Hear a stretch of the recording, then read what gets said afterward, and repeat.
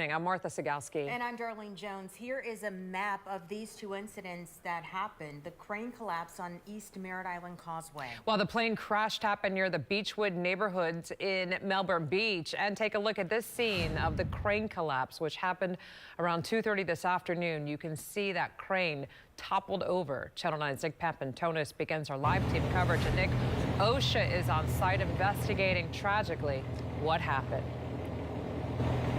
Yeah, and when we were in that last commercial break, we know that they just took the body of one of the two workers from the top floor of this still under construction building and brought it down a level. We think right now, because there's likely a lift on the backside that they're going to use rather than taking the stairs.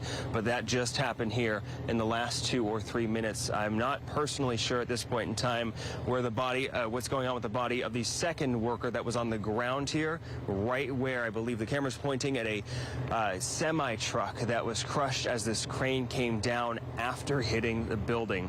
I'm going to show you some video from Drone 9 and some other video that we took as we've been watching the site for the last couple hours. Here's what I can tell you about this scene is that happened, as we said earlier this afternoon, as strong storms came in, 50-mile-an-hour wind gusts. As a construction site operates, it's up to the general contractor to keep an eye on the weather and decide to shut the site or certain parts of the site like a crane down if the weather looks like it's too strong. It's also the responsibility of the crane operator to make that call because their license is on the line. So the question is, was this site actively being shut down as they got hit by stronger storms they were expecting?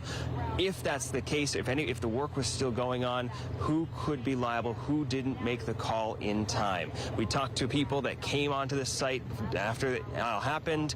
They talked about the fact they've seen this crane day after day, and they are simply shocked at what they're looking at this afternoon.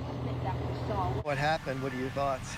It's scary. You know, we were in Cocoa working today, and we saw the high winds and the rains coming through, and my guess is, you know, it had something to do with that. We are digging into the background of the companies that are involved, trying to figure out who was actually operating this crane. I can tell you, spoke to some of my family members that are in the construction business.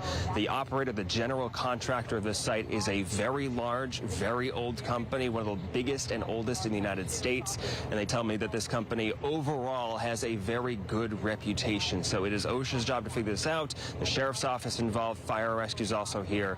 And as they're taking the bodies out, the coroner presumably is here as well right now. A very tragic situation. Live in Merritt Island, Nick Papantonis, Channel 9 Eyewitness News.